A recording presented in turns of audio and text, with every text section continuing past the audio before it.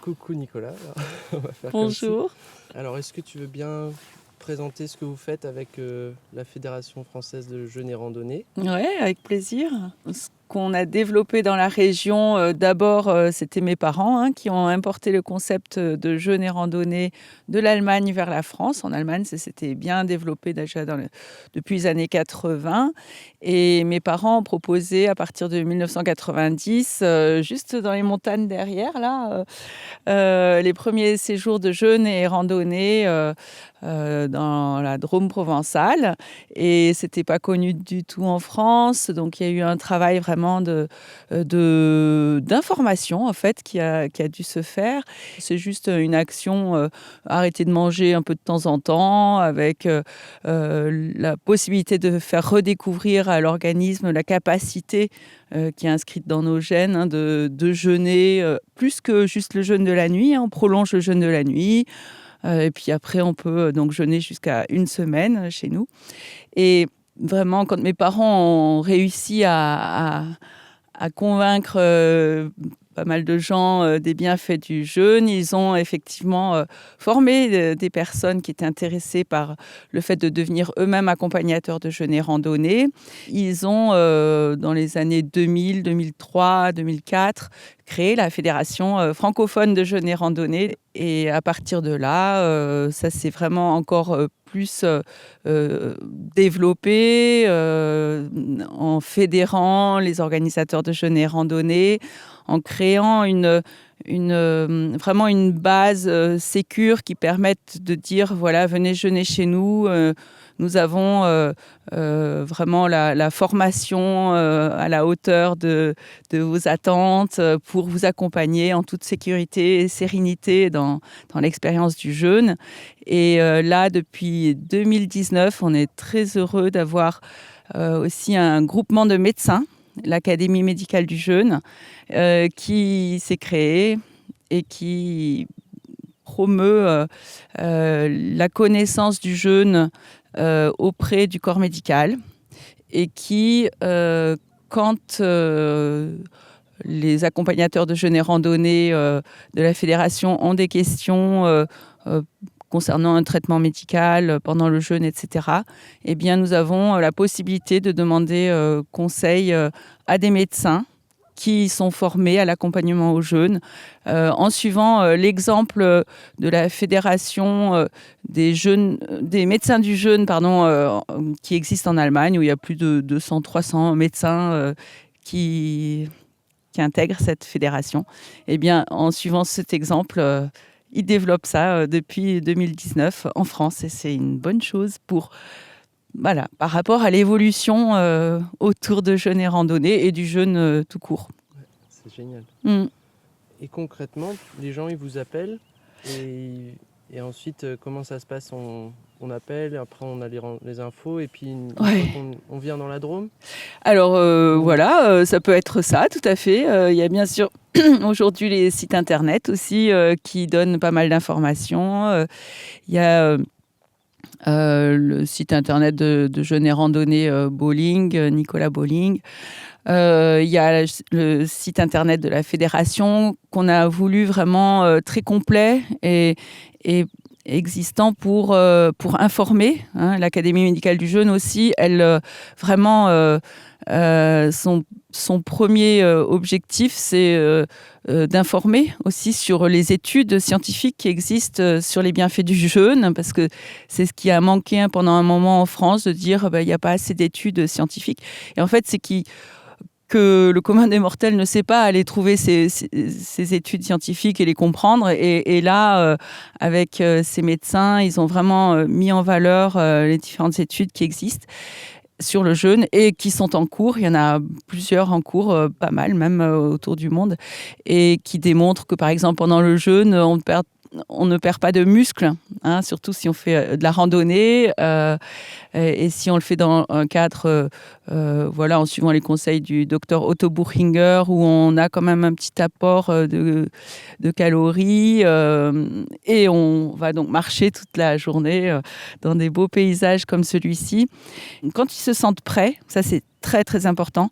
Quand toutes les cellules du corps sont OK pour redécouvrir cette capacité que nous avons tous à jeûner, eh bien, ils s'inscrivent à un séjour de jeûne et randonnée. Donc ça dure 1 semaine chez nous. Dans le cadre de la fédération, pour le moment, on peut jeûner un peu plus aussi, suivant, mais après, ça peut devenir un jeûne thérapeutique et ça, on le laisse à l'accompagnement des médecins, quoi.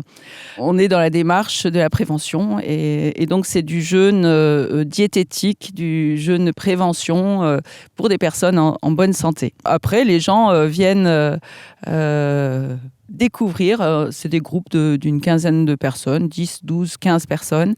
Et j'imagine que ça doit un peu rassurer de le faire en groupe, dans un sens. C'est vrai que le groupe, c'est un facteur clé pour la réussite d'un jeûne. Moi, la première, des fois, je me dis j'ai envie de jeûner. Hein, on le sent, ça, quand on a jeûné 1 fois ou 2. Après, le corps appelle quand il est prêt à un moment de pause alimentaire. Il y a plein de petits signaux qui disent « Allez, c'est le moment de jeûner ». Je me dis « J'ai pas besoin de rejoindre un groupe. Je connais mes randonnées. Je connais le principe du jeûne. » Et puis, en fait, le jeûne en groupe permet vraiment d'être porté. Quand un jour on est un peu moins motivé de partir randonner, s'il n'y a pas le groupe qui dit « Allez, c'est l'heure, on y va », on se dit « je suis à la maison, j'ai peut-être je pourrais ranger mon salon et puis finalement on part pas randonner quand on est tout seul ». Alors que randonner, c'est un élément très important pendant le jeûne parce qu'on est dehors, au grand air, comme ici, à faire une activité physique légère. Hein, ça, c'est le fait de randonner. C'est l'activité physique la plus adaptée pour nous, êtres humains. Ça nous va très, très bien de marcher. On n'a pas besoin de faire d'exploits sportifs en montagne. C'est juste être en mouvement, se mouvoir dans ces beaux paysages, sur ces sentiers, sur ces chemins. Du coup, l'oxygénation se fait 3 fois mieux que si on est enfermé chez soi, même si on fait une petite activité physique de rangement dans la maison. L'idéal, c'est de sortir. Et là, le groupe est vraiment porteur. Et puis, il se passe quelque chose. Pendant le jeûne, il y a un phénomène d'ouverture à l'autre, aussi de compréhension. Et là, de se retrouver avec des gens, alors ils arrivent des 4 coins de la France, de la Belgique, de Suisse, d'Allemagne. Et voilà, on fait tous la même démarche. On a tous la même démarche de jeûner, avec des moments... alors, c'est pas toujours tout simple et tout facile. Hein. Je vous disais que c'était naturel, mais la détox que ça va enclencher, une détox plus forte. Hein. On est tous les jours en détox, hein, mais pour trouver l'équilibre de la santé. Mais voilà, quand on entre en jeûne, ça renforce la détox. Et cette détoxification de l'organisme, elle va vraiment, des fois, amener des petits symptômes qui sont pas faciles, qu'il faut connaître déjà. S'il y a quelqu'un qui est là pour les expliquer, c'est bien.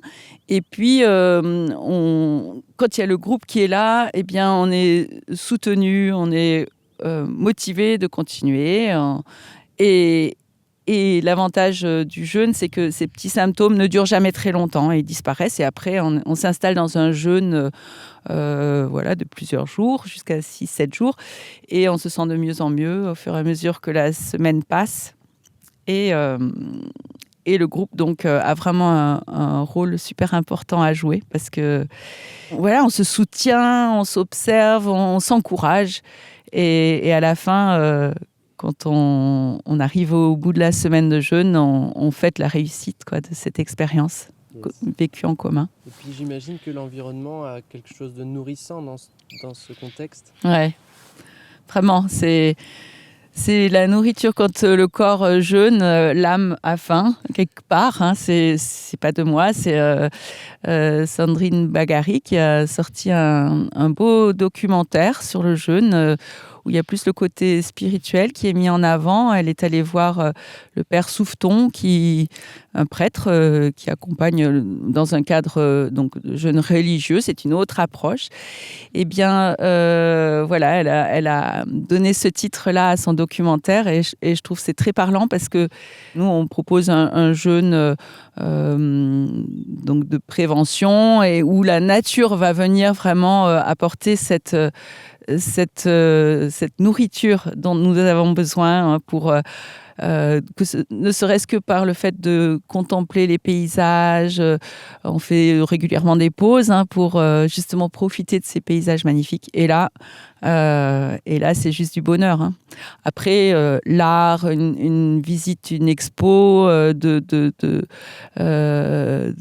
création artistique, écouter de la musique, aller à un concert, se retrouver dans une église, chanter, tout ça fait partie des bienfaits, enfin de ce qui peut vraiment embellir encore votre expérience du jeûne. Donc on a toujours ça à l'esprit, mais la nature c'est la première artiste qui nous comble vraiment quand on jeûne en randonnant au cœur de la nature. Et toute l'énergie qu'on a quand on jeûne aussi en plus. Ouais. Et la lucidité, moi, c'est ça qui m'a le plus marqué dans le jeûne, c'est la clarté d'esprit, quoi. C'est ça. J'ai beaucoup diété ou des plantes, mais on était obligé de jeûner. Oui. Des plantes d'Amazonie principalement, mais et puis aussi de l'ortie ou des plantes de chez nous. Et oui. Mais voilà, il y a quand même une diète stricte à suivre, ou bien un jeûne. Ouais. Et diéter les plantes, uniquement boire ça, et là, ou bien jeûner tout court. D'ailleurs, sans plantes, ça m'est arrivé aussi, et c'est vrai que c'était beaucoup d'énergie, quoi, d'un coup. C'est incroyable. Ouais. On gagne du fait qu'on arrête le travail de la digestion, et avec des plantes, il n'y a pas beaucoup de digestion, de travail vraiment. Ça nous prend 30 à 40%, et suivant comment on mange, ça peut être plus de notre énergie juste pour la digestion. Et là, ce côté-là est enlevé, puisqu'on ne mange pas, il n'y a pas de digestion. Il y a un autre travail qui s'enclenche, c'est le processus d'autophagie. Et là, surtout au bout de 3 jours, 2-3 jours sans manger, on récupère notre énergie de nos réserves lipidiques, de la graisse qui se transforme en corps cétonique. Et j'en parlais encore hier soir avec mon père, là, avec qui j'ai passé la soirée. Il me racontait les études qui ont été faites sur la préférence du cerveau par rapport à du glucose qui arrive de la nourriture, et les corps cétoniques, qui est une autre forme d'énergie qui arrive de la graisse retransformée en énergie. Eh bien, le cerveau choisit les corps cétoniques. Il préfère cette énergie-là, cette forme d'énergie, et c'est ce qui explique cette lucidité que tu décris, qui est juste géniale. On se sent léger, très présent, on est très connecté à soi déjà, et cette capacité de prendre des décisions, de voir les choses telles qu'elles sont importantes pour nous, de vraiment... c'est pas rare que les gens... on a beaucoup d'habitués qui reviennent jeûner régulièrement, et ils disent tiens, telle année, après tel jeûne, j'ai pris telle décision qui était là, qui attendait depuis longtemps qu'elle soit prise, mais c'est grâce à l'état de jeûne, à cette lucidité, que j'ai pu changer de boulot, déménager, vendre ma maison. C'est impressionnant ce que ça enclenche.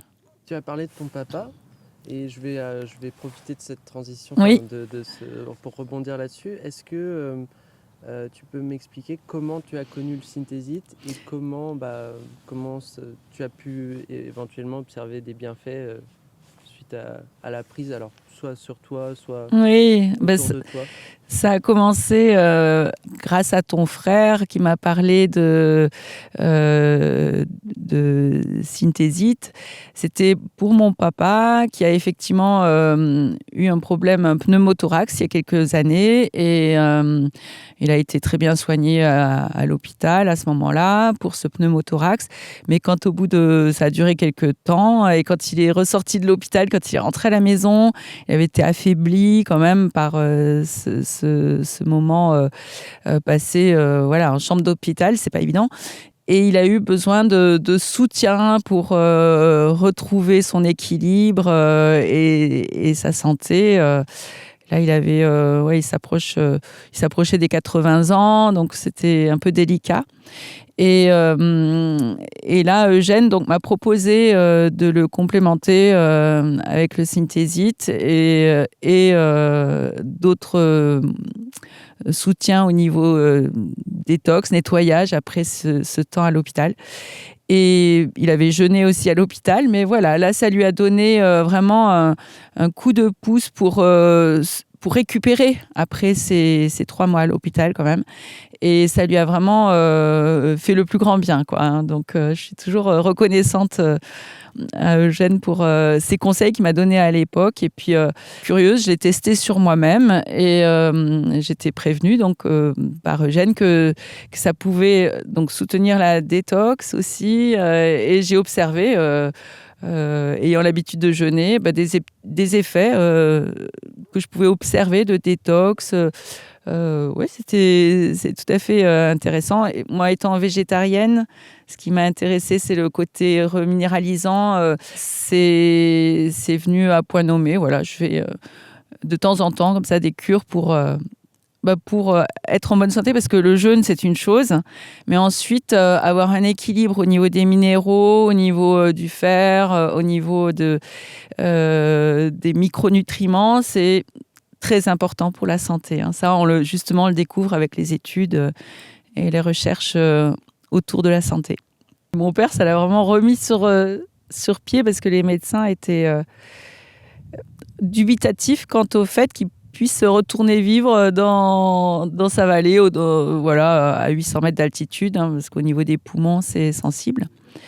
Et, ouais. Et là, justement, quand Eugène est revenu me voir et on a reparlé de synthésite, mon père me dit justement, mon médecin a observé que le taux de ferritine était de nouveau un peu bas. Et là, il fait tout un programme encore de remise en forme. Et donc, il est content de faire une cure. Et j'aimerais bien revenir sur le jeûne aussi. Vous faites pas des jeûnes secs, vous faites des jeûnes où vous mangez un minimum, enfin, vous buvez ou mangez? On boit, c'est liquide, mais effectivement, comment on fait jeûne et randonnée? Jeûne et randonnée, c'est avec activité physique, et ici on voit, hein, c'est dénivelé, il n'y a rien qui est plat. Les articulations ont besoin d'être hydratées, et là on boit jusqu'à 3 litres d'eau pure. Alors, suivant les personnes, hein, pareil, on est tous différents, mais sur 24 heures, on dit, allez, 3 litres d'eau pure. Et puis, un peu de jus de légumes frais ou de jus de fruits, légumes le matin, un petit verre. Il y a toujours des tisanes, il y a toujours un peu de miel possible, le jus d'un demi-citron. Et puis le soir, pour la convivialité, il y a un bouillon de légumes, mais filtré, on enlève les légumes. Ça, c'est ce qu'on apporte aux jeunes et randonnées. C'est une chance, c'est une nature préservée. Et donc, la qualité de l'eau est là aussi, la qualité de l'air est là. Donc, c'est vraiment optimum pour se ressourcer. Super. Merci, Nicolas. Avec plaisir, Nikita. Et bonne continuation. Yes.